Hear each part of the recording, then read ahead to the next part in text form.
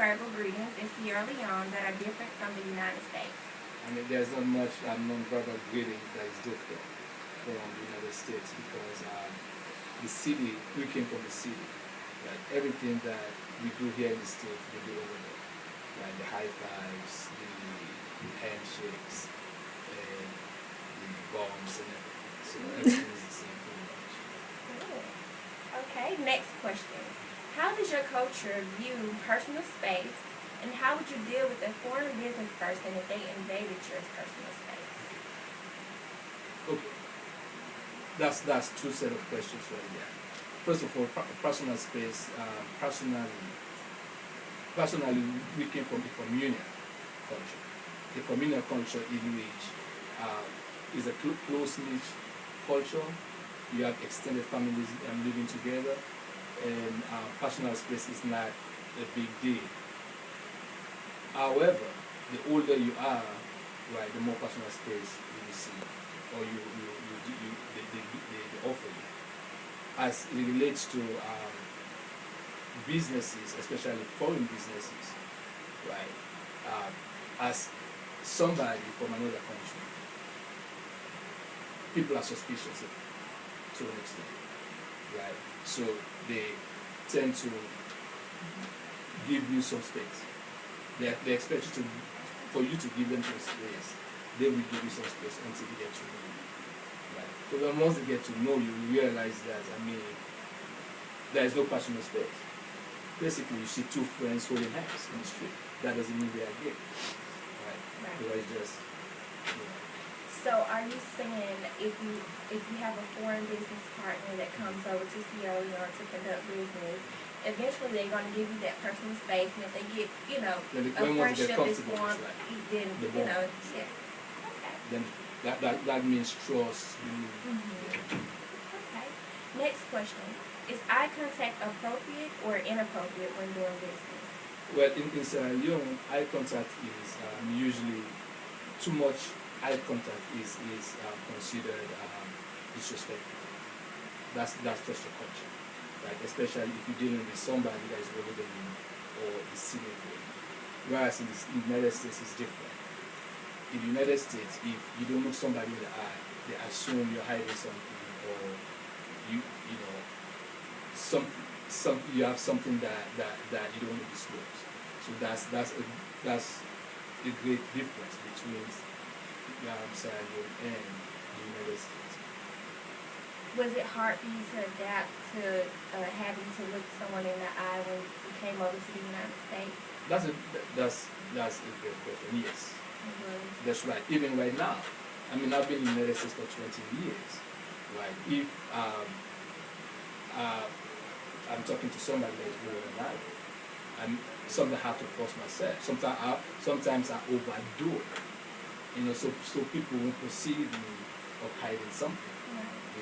Because I have these two minds. Like one mind is telling me that okay, well, this person is older than me, right? I'm not supposed to look him or her directly, and the other side is telling me that okay, well, I'm in the United States. Right, this is the culture. I don't want them to think that I'm hiding something. Right. So how is it for you if you have someone who's younger than you to look them in the eye now?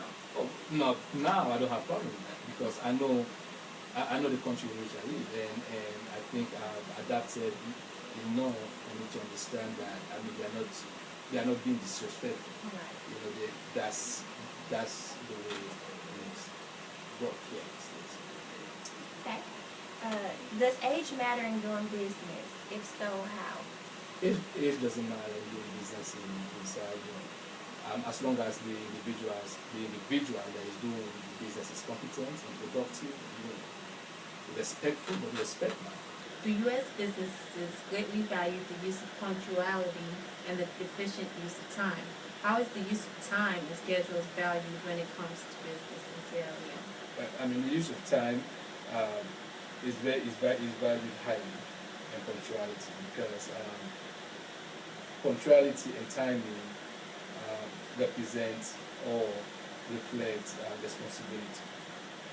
If you tell somebody deciding that you'll be at a particular place and at a particular time at a certain time they expect you to be there. If you won't be there or you're running late, they expect you to call, and inform them that you're not going to be there at a particular time or you're running late. My second question today is, what type of information would you recommend the U.S. managers have before conducting business in your culture? First of all, before going over there to conduct business, you want to know, one, the economic situation of the country. Secondly, the political situation and the social situation. Right. The economic situation, because is different from the economic situation in the States. Right. Things goes up and down economically. Politically, it's not as it's stable, but it's not as stable as here in the States. Right. Because anything can happen because of the fragile nature of the society in which people live inside.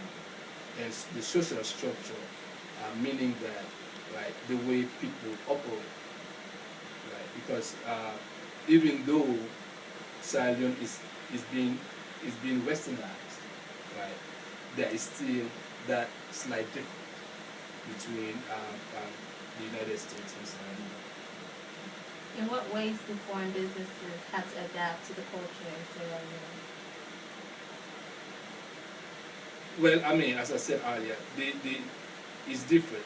The United States has more of a legal structure that business people have to adhere to and have to follow. Whereas in Sierra Leone, yes, Sierra Leone has legal structures. However, those legal structures are not always followed. We have a lot of underground businesses that people do, and a businessman from the United States has to understand that, and has to understand how to go around, those loopholes, from avoiding, so they will avoid the problem of getting the problem of people stealing their money, basically.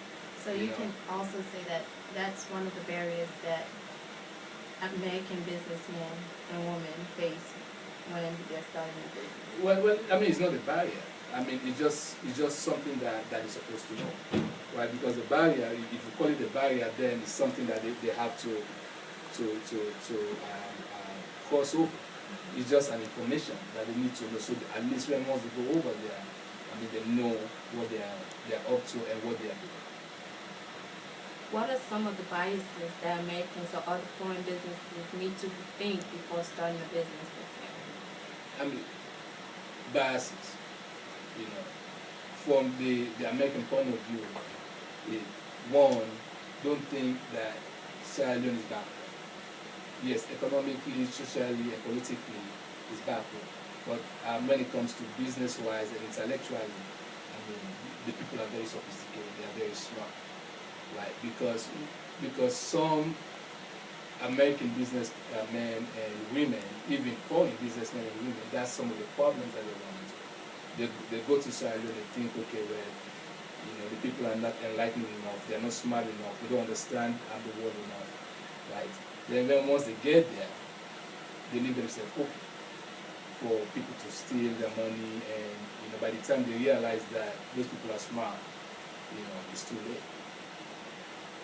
So that's one thing that any business, not only American businessmen, right, foreign businessmen in general, all should think, not only in Sierra Leone, Africa in general, because most of the people that live over there have lived in the States. Some of them have lived in other parts. So they took all those survey and those different ways of doing things. So, my next question is, how does gender play a role in business in Sierra Leone? Gender, locally, gender doesn't play much. Hello, Dr. Bachman. How are you? My name is Lisa Molnar, and I'm just going to ask you a couple questions dealing with legal and ethical and social issues. In doing a deal, What are the different types of business contracts? Well, it's just like any other country. You have different types of businesses. You have small businesses. You have corporations. You have partnerships. Right. However, most of, even though those contracts are legal contracts, most people in Sierra Leone do sole proprietorship. Right. If a foreigner goes or an American goes to Sierra Leone, it depends on what type of business that individual wants to do. If that individual wants to do operate a corporation, then they have to go through the I think commerce department, right, to establish themselves, open a business, create a business name, and get themselves a license.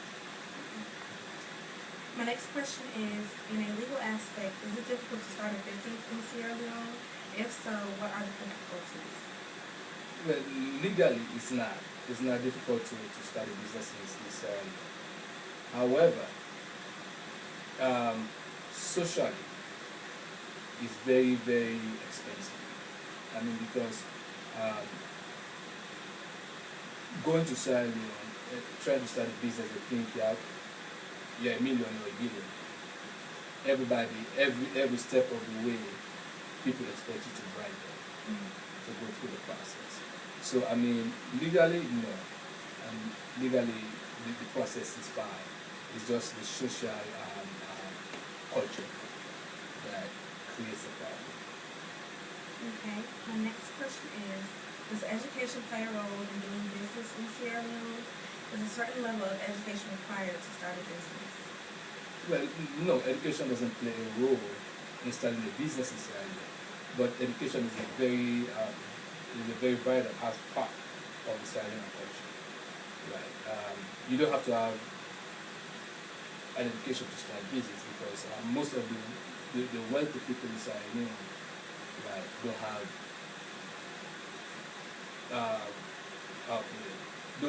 are not college graduates, right? So I mean, when it comes to that, no. But if a foreigner or an American wants to go to Sierra Leone to do a business, I mean, I would suggest that they have some level of education. I mean, because some level of education will give them the know-how to interact with the people. Right. The understanding that okay, they're in different culture, different environments, and because with education comes knowledge, right? So I mean, I would expect that from somebody that is living in the United States to go over there. That doesn't mean that the individual has to have a PhD or a master's degree or even a bachelor's degree, but be educated, have enough education to at least